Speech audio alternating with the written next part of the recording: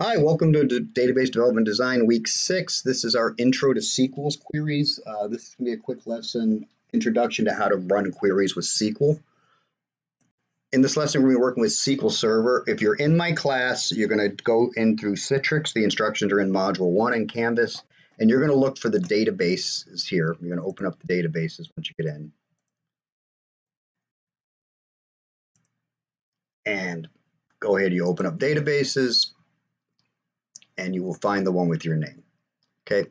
And again, the instructions for the Citrix are there. And once you get in, you're going to connect. You'll see this will pop up when you come in. All you're going to do is you're going to paste the name of the server, which is in the instructions in Module 1, and you'll use Windows authentication. Okay. And just hit connect.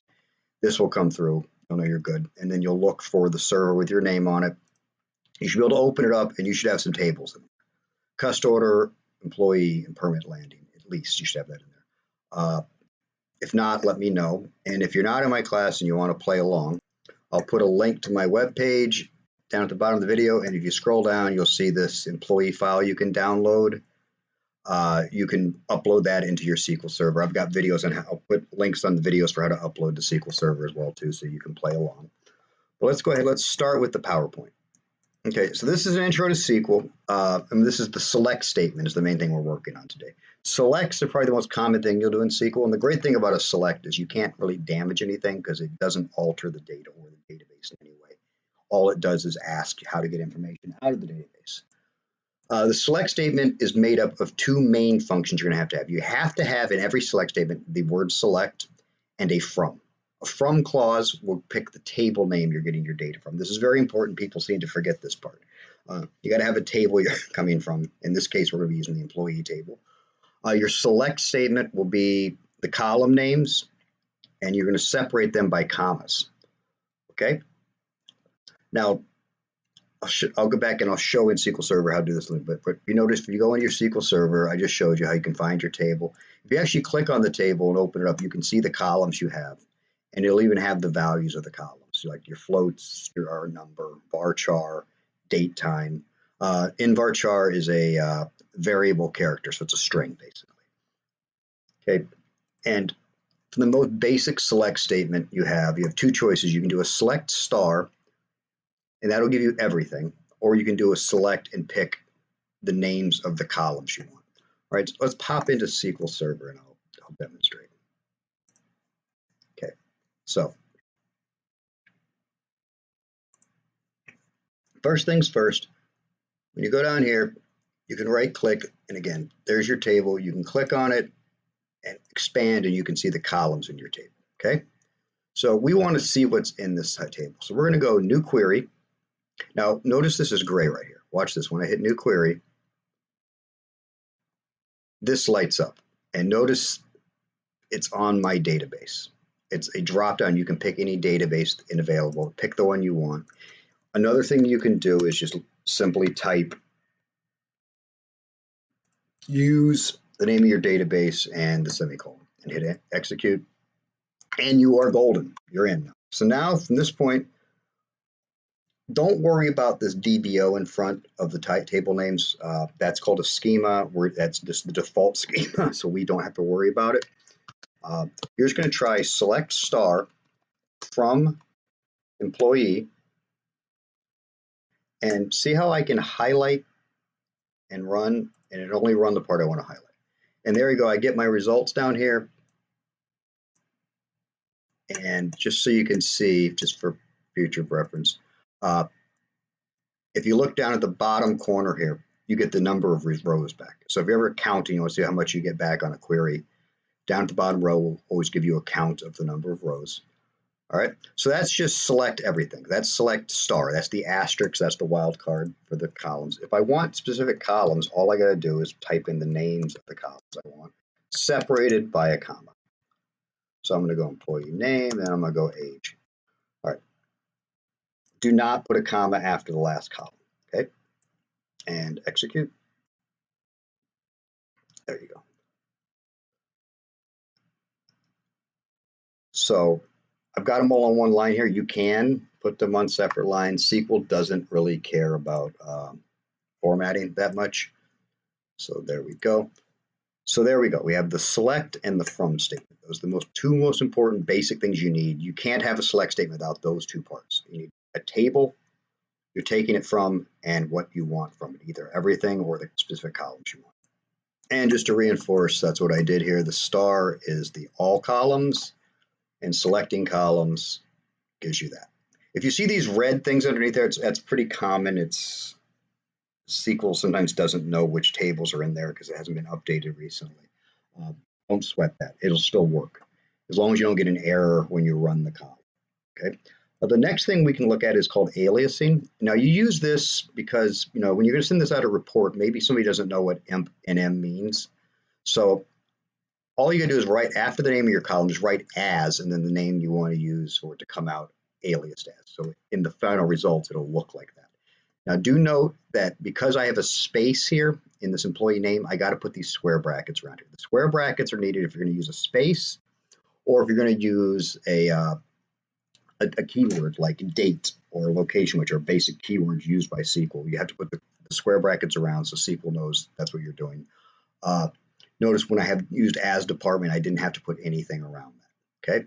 Now alias only changes the output. It does not change what the table looks like. So the table columns are still named this. That name doesn't change. This is just what the output looks like for whoever you're going to send it to.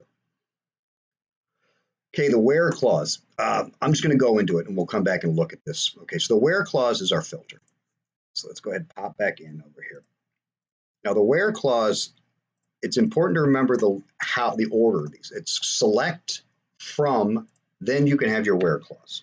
Make sure you get rid of your semicolon there and we'll move it down. Where, and let's start simple. We'll go with where, pick a column. I'm going to say where age is greater than 40. Okay, so I'm saying I want to filter this down. I only want you to return stuff where the age is greater than 40. And as you see, now I have less results. Okay, you can do greater than, equal, lesser. Because it's a number, I don't have to put quotes around it. All right, now let's go ahead and let's bring in hire date. But if you want to, you don't want to type, you could actually go over here, grab it, and just drag it. Okay.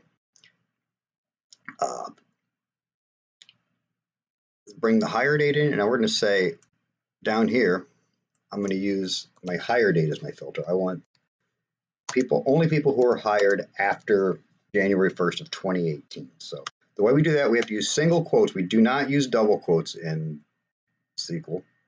There's a 2018, so it's year, month, day. So it's January 1st. Okay, run this. And that comes back with 21 results.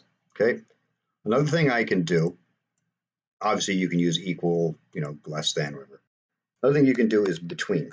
I could say I want people who were hired, only people who were hired between that date and, let's say 2020, April 1st, April Fool's Day 2020, because 2020 was pretty much a April Fool's of the year. All right, so go ahead and run that. And notice now we have 12 results. Okay, so just recap real quick here. What have we done? We've have the select statement that has to happen from. You need these two to make any select statement. Okay, then after that we can where. Okay, and numbers don't need quotes. Dates have to have single quotes, and they are year, dash, month, dash, day. Okay, and you can use standard logic, like greater than, less than, equal to, or you can use the between. Okay. Now, last thing we're going to do, let's take a look now at strings. So if we go here and let's look at the employee name, we say where employee name is equal to, and again, single quotes, Keith. Strings have to go inside of quotes. Execute, and there you go. Keith comes back. If we only want things that all the names that begin with K instead, we can use a wildcard. Now the wildcard for the columns is the asterisk. The wildcard for strings or for the where clause is a percentage sign. Now I also have to change this equal to the word like. So I'm saying where employee name is like this, and if I run this, I'm going to get all the Ks. So all the names begin with K. Now watch this. If I can do this, put the percentage sign in between K and N, and it will only return everything that starts with a K, ends with an N. Or you could just simply do this if you only wanted the N stuff. There we go. And highlight this and execute. There you go. So now it brings back everyone whose name ends in N. Let's go ahead and look at the slides to reinforce. So the slides, which of course are available up in Canvas to download, but you can look here. Here we did the age is greater than 40. Here we did a date greater than. Here we did the between. So the code's all available to look at and pay attention. And we have strings. Let's keep in mind the single quotes we're using. And here we are at the wildcard. Remember, the wildcard has a like,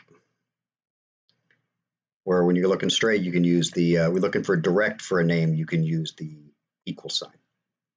Okay, so the last one we're going to do today is order by. And order by is how you want to filter, not filter, how you want to sort. Notice it's two words, order by. When you see blue, that means it's a keyword. So notice there's two words. You can put in whatever column you want to order by, and it orders lowest to highest by default, which is ascending, ASC if you want to put it in. But if you want to change it to descending, highest to lowest, you just got to type in the words DESC.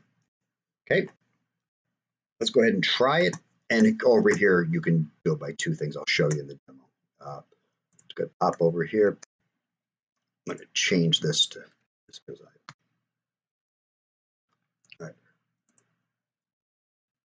So now we have, oops, let me change the view. Sorry. All right. So we're going to go ahead and order by. Now, order by has to come after where. So the order goes select from where, now order by. And we'll pick age. And if I run it this time, it's just going to come out, and you'll see the ages come out lowest to highest.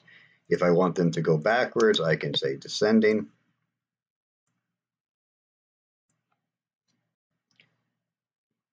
Now, I want you to watch this. Okay, so let me just put this back in how it was. Let's take a look at the results. And you'll see that my age is sorted lowest to highest, but the dates, see the date here at 231s? That's not, it's going the other way. That's going highest to lowest because it's July and then June. If I want to change that, I can just simply do this, comma, and I can add another column. So I can filter by two columns. And it'll filter first by age and then by the next column. So now you see it sorted by age, and then of the two of the age one, it sorted those two, so they're in the right order. Okay. And you can, if you wanted to, I don't know why you would, but you could set this so you have opposite. So it goes the first, we sort ascending by age, descending by date. But so that's the basics of everything we're going to need for the lab. I'll have look for the other video on the instructions on how to do the lab. If you're not in the class, don't worry about the lab. Thank you very much for watching. I look forward to seeing you later.